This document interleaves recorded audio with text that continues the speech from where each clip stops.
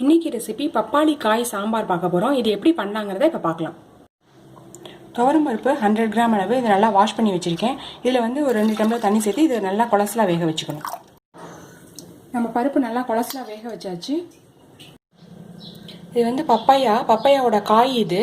இதை வந்து நம்ம நல்லா தோல் சீச்சிட்டு ஸ்கொயர் டைப்பில் நறுக்கிட்டு இதை வந்து சாம்பார் பண்ண போகிறோம். இப்போ பப்பாயா காய் தோல் சீவிட்டு இந்த மாதிரி ஸ்கொயர் டைப்பில் நறுக்கி வச்சுருக்கேன்.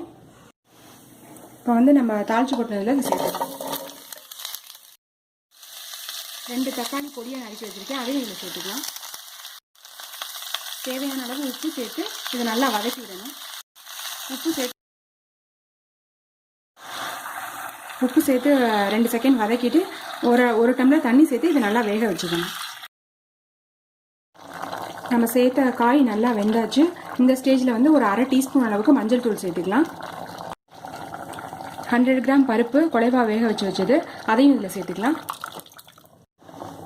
பருப்பு மஞ்சள் தூள் சேர்த்து இதை நல்லா மிக்ஸ் பண்ணி விட்டுக்கோங்க. மிக்ஸ் பண்ணி விட்டு ஒரு 5 மினிட்ஸ் இதை கொதிக்க வைக்கணும். பருப்பு மஞ்சள் தூள் சேர்த்து ஓரளவு கொதிச்சாச்சு. இந்த ஸ்டேஜில் வந்து ஒரு சின்ன நெல்லிக்காய் அளவு புளி அதை கரைச்சி வச்சுருக்கேன், அதை வந்து இதில் சேர்த்துக்கலாம்.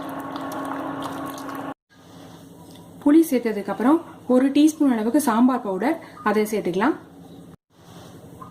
பெருங்காயத்தூள் ஒரு 1/2 டீஸ்பூன் அதையும் சேர்த்துக்கலாம்.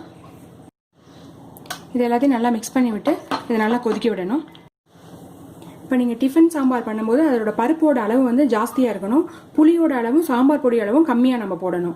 சப்போஸ் நம்ம அதே சாம்பார் வந்து ரைஸ்க்கு நம்ம பண்ணுறாந்தா கொஞ்சம் சாம்பார் பொடியோட அளவும் புளியோட அளவும் நம்ம கூட போட்டுக்கணும்.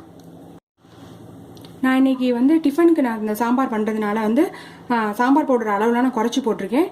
நீங்கள் உங்களோட சாம்பார் பொடியோட காரத்துக்கு தகுந்த மாதிரி நீங்கள் ஆட் பண்ணிக்கோங்க. இப்போ சாம்பார் நல்லா கொதிச்சாச்சு. இந்த ஸ்டேஜில் வந்து ஃபைனலாக வந்து கொத்தமல்லி தழை பொடியாக நறுக்கி சேர்த்துக்கலாம். இந்த ஸ்டேஜில் நம்ம சாம்பார் ஆஃப் பண்ணிடலாம். நம்மளோட சாம்பார் சூப்பராக ரெடி ஆயிடுச்சு. நீங்களும் ட்ரை பண்ணி பார்த்து உங்கள் கமெண்ட்ஸ் போஸ்ட் பண்ணுங்கள்.